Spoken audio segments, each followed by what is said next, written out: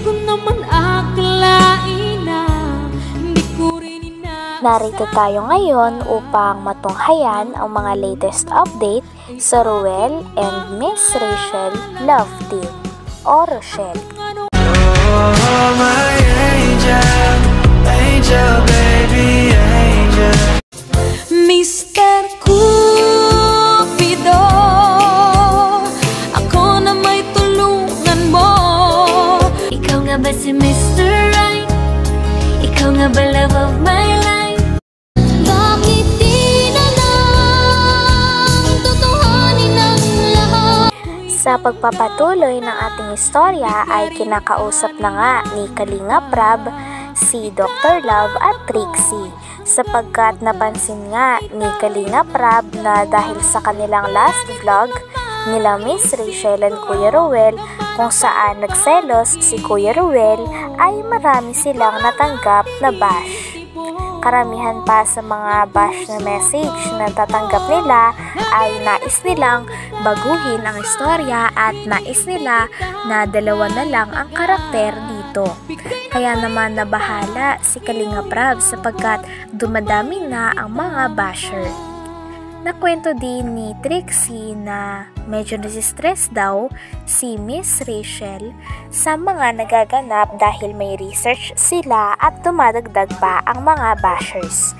Kaya naman tinanong ni Kalinga Prab una si Kuya Arjon kung sa tingin niya ay dapat nang tanggalin o alisin ang Kalingap serye tungkol kila Miss Rachel and Kuya Ruel.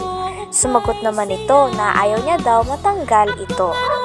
Sabi naman ni Dr. Love ay napaka-importante daw talaga ng Kalingap serye na ito nila Miss Rachel and Kuya Ruel sapagkat dito kumukuha ng pagkakakitaan si Miss Rachel.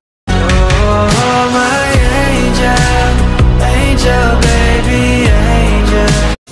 Mr. Cupido, ako na may tulungan mo. Ikaw nga ba si Mr. Right? Ikaw nga ba love of my life? Bakit di na lang tutuhanin ang lahat? Tinanong din ni Kalinga Prab si Trixie kung sa tingin niya ay dapat daw alisin na ang Rochelle Love Team serye. At sabi niya naman ay hindi daw dapat itong alisin sapagkat yun na lamang ang pinagkakakitaan ni Miss Rachel upang buhayin at tustusan ang mga gastusin sa kanilang bahay at pamilya. Dito ay makikita natin na talagang hindi lang basta-basta pampagalig at good vibes ang ginagawa ni Kalinga Prab na serye dahil ito ay nakakatulong din kila Miss Rachel. Sabi pa ni Kuya Arjon ay sana daw ay manahimik na lang ang mga bashers sapagkat kung sino ang direktor, siya dapat ang masusunod. Sabi naman ni Dr. Love ay sana hayaan na lang daw ng mga bashers na ang direktor na o si Kalinga Prab ang manguna sa pagdedirect o pagpaplano ng mga magaganap sa Rochelle serye sapagkat marami daw plans si Kalinga Prab at sana maintindihan nila na ito ay serye lamang at huwag masyado silang magalit dahil sana hindi ito mahinto sapagkat maraming mga cast o actors at actresses ang mga nababayaran dito at natutulungan sa buhay. Tinanong din ni Kalinga Prab ang isa pang kasama nila doon at sabi naman nito ay sana maintindihan daw ng mga bashers na kapag tinanggal ang Kalingap serye tungkol kila Miss Rachel and Kuya Ruel ay talagang maraming mawawala ng trabaho din sapagkat ito ay source din ng income ng mga actress o gumaganap katulad ni Miss Rachel. Saan siya na-stress? Stress po kami para sa research po. Sa research? Tsaka sa mga basher po. So, ano sa tingin mo? Kung ikaw tatanungin, ituloy ba natin yung ano? Tuloy po. Para sa tingin mo si Rachel, gusto niya? Kasi di naman namin nakakausap. Kasi Kuya Rab, doon po siya kumuha ng pang-araw-araw. Doon sa sinasahod niya? Sa sinasahod niya. Siya po yung nagbabudget ng pang-araw-araw na. Sa baon. Sayang, bro. Tapos yung sa, ano po namin, pag may project po kami. Di ko alam yun kasi di naman nag-open din si Rachel. Kasi binibigyan ko si Rachel bro, kada shoot namin 5,000, 6,000.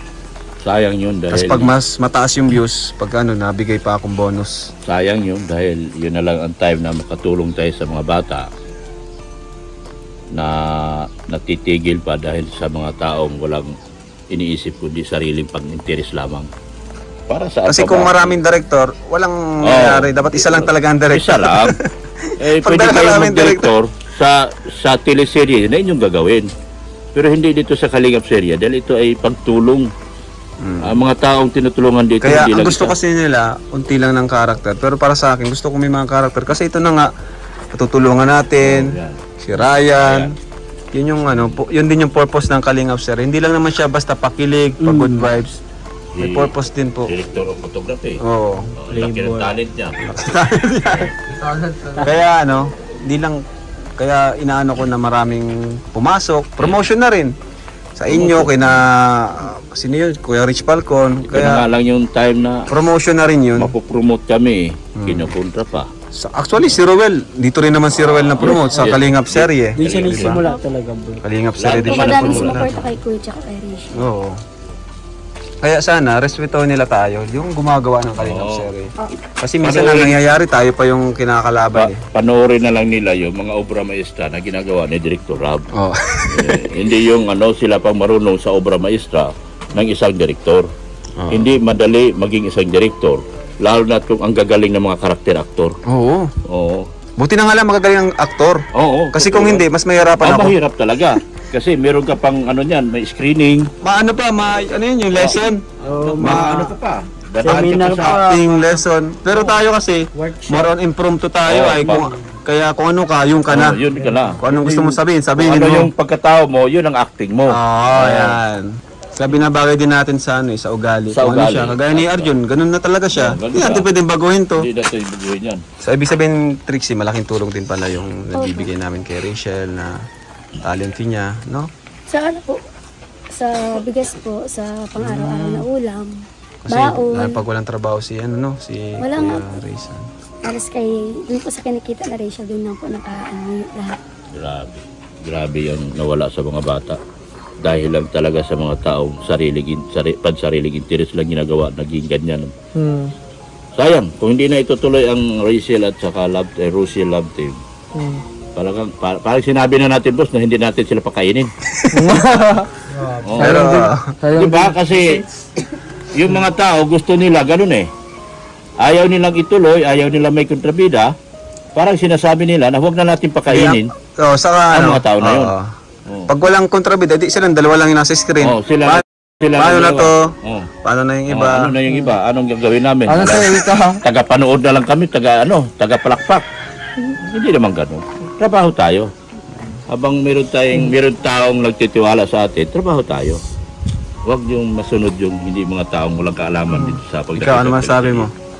Ayun, so wag na lang utay yung mga arang siguro. Kasi ito din yung ano eh, nakakag-osaya sa mga tao. Yung good vibes, tapos pang-akilig. Yun. Sana wag na lang natin hadlangan ito. Hayaan na natin si Kalingap ang magpasa. O ikaw naman Kuya Gilo, ano masasabi mo? Tuloy ba yung ano? Ano masasabi mo about dun sa pag-cancel ng ano yun? Ng Teleserye? Kalingap serye natin. Alam nyo kasi yung mga nakikialam dyan, mga kalingap. Hindi nyo ba alam Kaya na itong ano din ginagawa po ng director po ay malaking tulong po sa Kinakabahan din behind ako the pag scene. tinatanong to eh. Talagang At ano to, marami pong palaban. natutulungan, maraming artist na nabibigyan po ng pag-asa o nabibigyan ng allowance dahil po sa ginagawa po ng director sa teleserye mga kalingap. At marami po siyang natutulungan na hirap sa pera, hindi makapag-aral. Yung mga artist, ilan, ang dami po nila, lahat binibigyan po ng allowance yan. Kaya sana po, sumuport lang po tayo at alam nyo naman na si Kalingap Rob, alam niya po ang ginagawa niya. Hindi po musmus yan na tao na hindi niya po alam ang ginagawa niya. Kung kaya niyang pasukin, alam niya po ang lalabasan niyan at alam na niya ang impact niyan. Kaya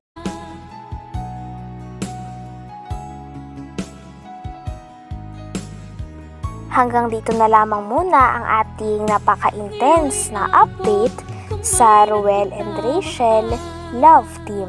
Maraming salamat sa inyong panonood. Bye!